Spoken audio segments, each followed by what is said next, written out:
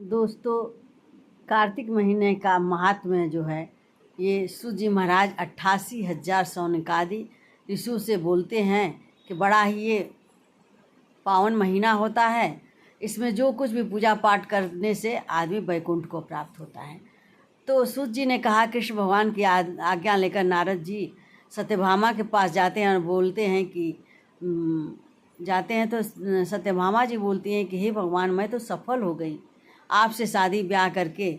इतनी 16,000 रानियों में आपका इतना जो प्यार मेरे ऊपर उमड़ता है और मैं अधिक प्यारी हूँ। वह कल्प वृक्ष आदि आपके साथ नारद जी जो विधिपूर्वक दान में दे दिया था, परंतु वो कल्प वृक्ष मेरे घर में रहता है। ये बात सुनकर मुझे बड़ी खुशी होती है। कोई भी स्त्री पुरुष नहीं जानता है कि आपने वो कैसे लाया है और मुझे आप दिए हैं। तो इस पर भगवान खुश हो जाते हैं और सत्यभामा जी का हाथ पकड़ कर ले जाते हैं और कहते हैं, चलिए आप कल्प वृक्ष के सामने और मैं आपको ये बताता हूँ। तो वो पूछती है वहाँ जाकर कि प्रभु, मैं क्या थी, कैसे की पूजा पाठ या जब तब पूर्व जन्म में मैं क्या थी, जिस कारण में मुझे आपका साथ मिला। तो वो बोलते हैं कि चलिए मैं आपके पूर्व जन्म का सभी बात बताता हूँ। पूर्व जन्म में किसकी पुत्र थी, व्रत आदि जो भी किया था वो सब भगवान ने बताया।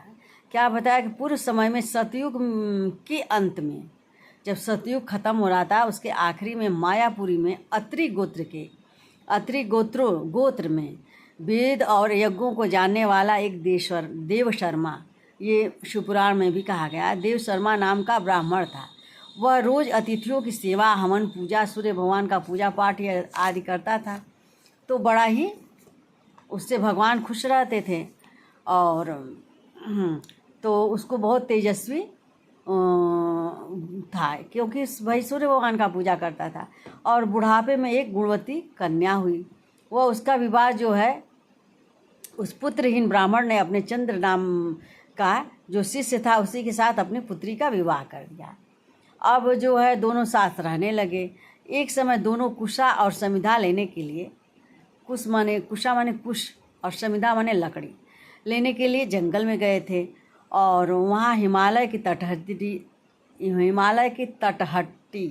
माने नीचे देखा कि एक राक्षस था। वो भयानक था, वो आ रहा था इनके तरफ। तो भाई भगवान तो खुश ही थे। वो क्या किए कि उसको राक्षस को मार डाले, और दोनों जब मार डाले तो अपना वो दोनों भगवान के साथ स्वर्ग को चले गए और उनकी मुक्ति हो गई। तो कहते हैं दोस्तों, ज़्यादा नहीं, जितना भी हो सके कार्तिक महीना में आप 1 लोटा जल तो दे सकते हैं ना तुलसी जी को।